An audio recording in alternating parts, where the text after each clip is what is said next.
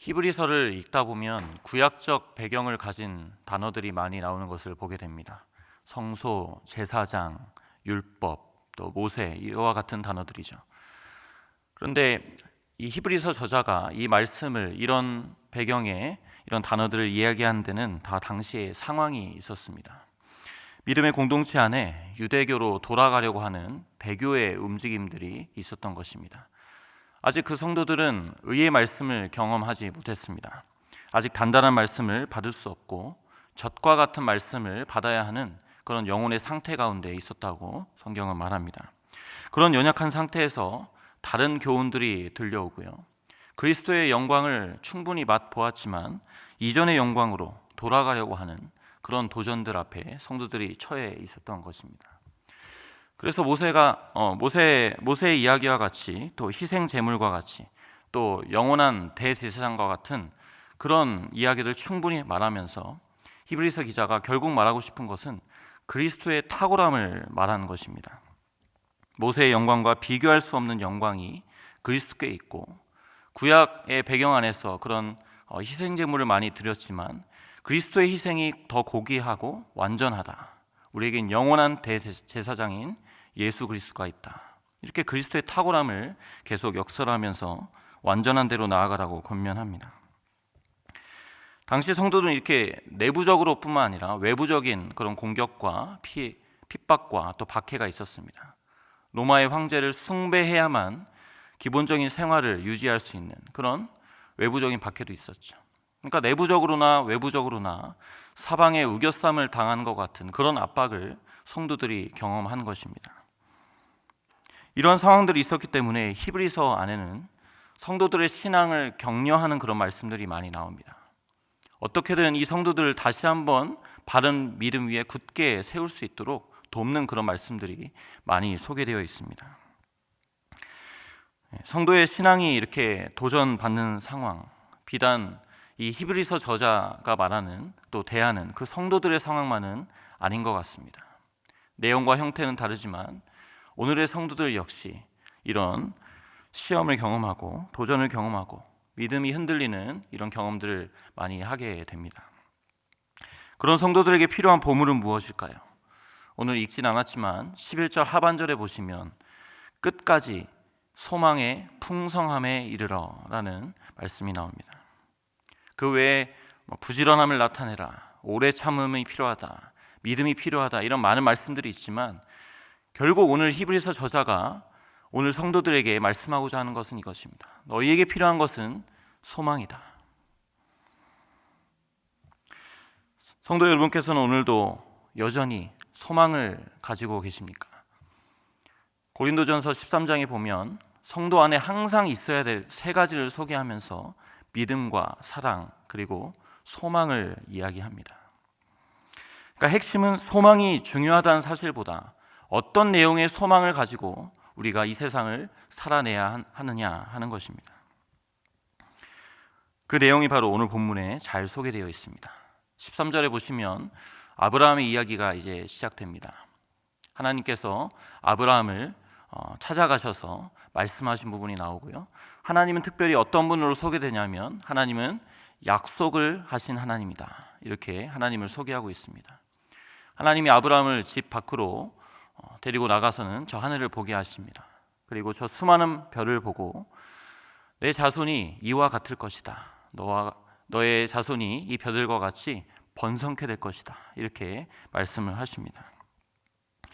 그런데 그 약속을 하실 때 히브리서 기자는 하나님께서 맹세를 하셨다, 맹세하신 하나님, 이렇게 소개하고 있습니다. 우리나라 사람들은 흔히 맹세를 할 때 내가 하늘에 두고 맹세한다, 이런 표현을 많이 쓰죠. 근데 당시 유대인들은 살아계신 하나님을 두고 맹세한다, 이런 표현을 가지고 맹세를 했습니다. 그래서 사무엘상에 보면 다윗이 요나단에게 맹세를 할 때 이 동일한 표현을 쓰고 있는 것을 보게 됩니다. 그러니까 유대인들에게 있어서 자기보다 더 큰 자, 맹세를 하는 대상으로 살아계신 하나님을 그렇게 삼았던 것입니다. 그렇다면 보통 어떤 상황에서 맹세를 했을까요? 유대인 철학자 필로라는 사람이 맹세의 기능을 설명하면서 이렇게 얘기했습니다. 이런저런 논쟁이 있을 때 맹세를 함으로써 불확실한 것들이 확실하게 되고 또 믿을 수 없었던 것들을 믿을 수 있게 한다. 그러니까 유대 사회에서 맹세라는 것은 오늘도 그렇지만 더 확실한 자신의 의견을 피력하는데 확실한 보증이 되는 그런 역할로서 맹세를 활용했습니다. 오늘 말씀에도 보면 16절 하반절에 이런 내용이 있죠. 맹세는 그들이 다투는 모든 일의 최후 확정이다. 여기서 최후라는 말은 한계, 끝이라는 말인데, 그러니까 어떤 다투는 일이 있고 논쟁되는 일이 있을 때 맹세를 함으로써 자신의 생명을 걸고 한다는 것입니다. 오늘도 내가 맹세한다, 내가 생명을 걸고 맹세한다 그런 표현을 썼지만 당시에는 정말 그 맹세한 내용이 틀리면 자신의 목숨을 내놓아야 됐습니다. 그만큼 당시에 맹세라는 것은 자신의 의견을 피력하는 강력한 도구였습니다.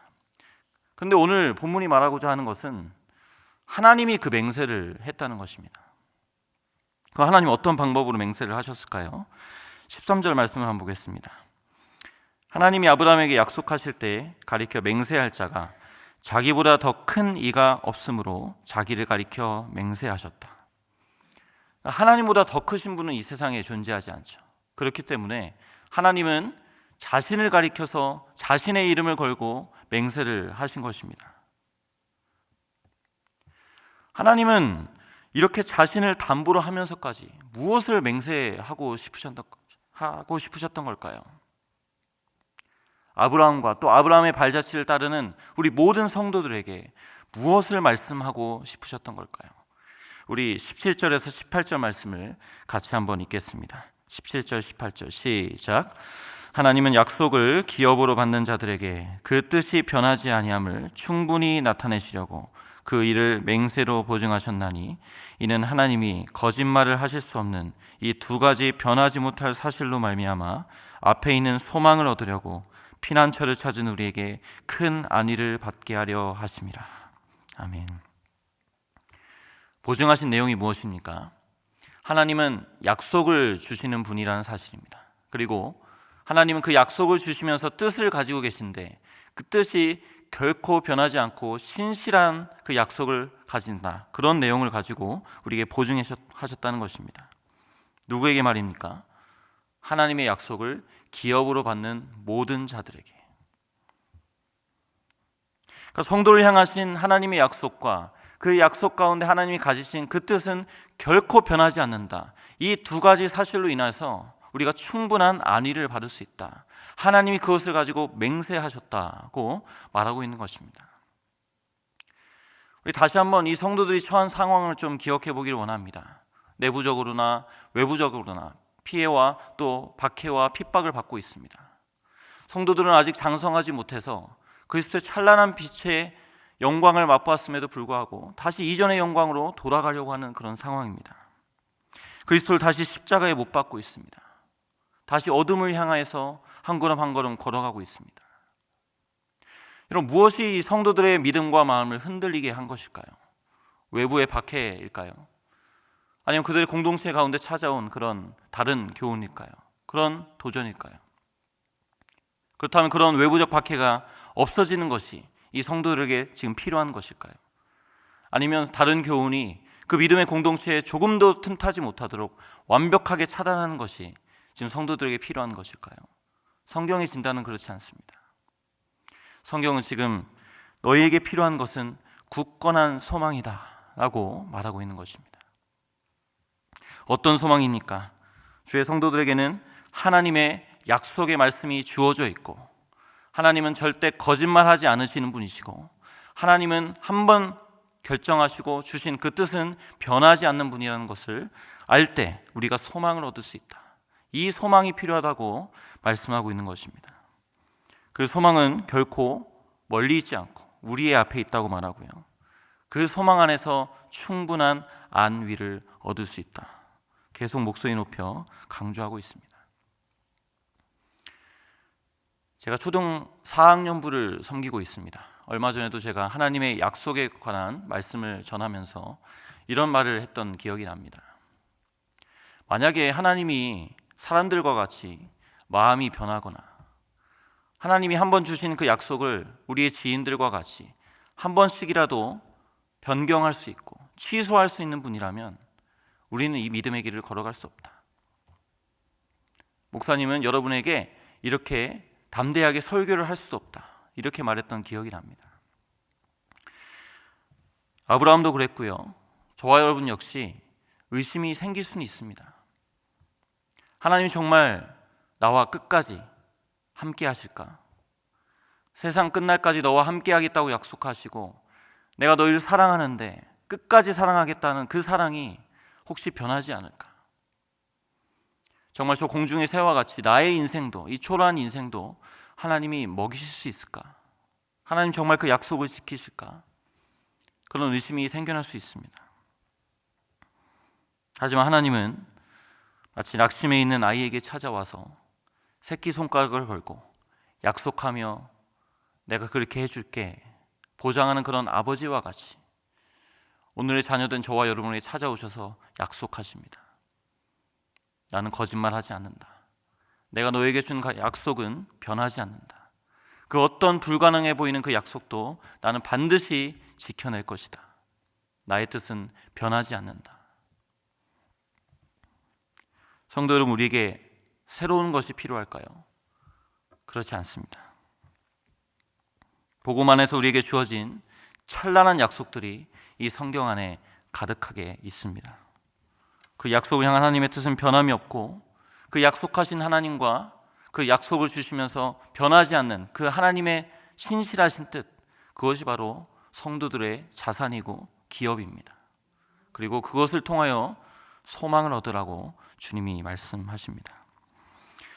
특별히 그 18절에 보시면 그 소망을 영혼의 닻으로 비유합니다. 그래서 저는 오늘 말씀의 제목을 영혼의 닻 소망이라고 잡아보았는데요. 닻이 무엇입니까? 배를 정박시킬 때 배가 흔들리지 않도록 배 밑으로 땅바닥을 향해서 던지는, 그래서 고정시키는 것을 닻이라고 말하죠. 아무리 센 그런 요동하는 그런 물결이 있어도 그 닷만 고정되어 있다면 배는 흔들리지 않습니다. 그 자리에 잘 고정되어 있죠. 성경에서 흔히 폭풍이나 파도, 물결은 성도가 겪는 시련, 어려움을 말합니다. 제자들이 그런 어려움을 경험했고요. 특별히 야고보서의 말씀에 보면 의심하는 자를 가리켜 그렇게 바다에 밀려 요동하는 바다 물결과 같다, 그렇게 이야기를 했죠. 성도는 어떤 자들입니까? 제자들과 함께 예수님의 배에 탄 자들입니다. 그리고 그 배는 물결을 만납니다. 때로는 약한 물결을 만나기도 하고 때로는 거센 풍랑을 만나기도 합니다. 그런 우리에게 필요한 것은 무엇입니까? 그 물결을 잠잠하게 할 수 있는 능력이 아니라 성경은 그런 폭풍 속에서도 흔들리지 않고 우리를 붙잡아 주시는 영혼의 닷, 소망이 필요하다고 말합니다. 오래 참음으로 약속을 기업으로 받는다는 말씀도 본문에 나오는데 소망 없는 오래 참음은 오래 가지 못합니다. 하지만 소망을 가지고 오래 참음을 지속해 하는 것이 바로 오늘 말씀이 말하고 있는 바입니다. 19절 하반절에 보시면 그 소망은 튼튼하다고 하고요, 그 소망은 견고하다고 합니다. 그리고 또 한 가지 중요한 소망의 특징을 말하는데 그 소망은 성도들을 휘장 안으로 데리고 들어간다고 말합니다. 성도가 아니라 소망이 성도들을 이끌고 휘장 안으로 들어갑니다. 여러분, 닻은 이 세상의 닻은 바닥을 향하죠. 하지만 성경이 말하고 있는 영혼에 닫힌 소망은 하나님 나라를 향합니다. 그러니까 성도들은 그 소망을 믿음으로 붙잡고 바랄 뿐입니다. 그 소망이 우리를 하나님 나라로 이끌고 가고 있다는 사실이죠. 그래서 로마서 8장에 보면 우리가 소망으로 구원을 얻었다, 이런 표현이 나오죠. 이제 드디어 히브리서 기자가 다시 한번 그리스도의 탁월함을 드러내기 시작합니다.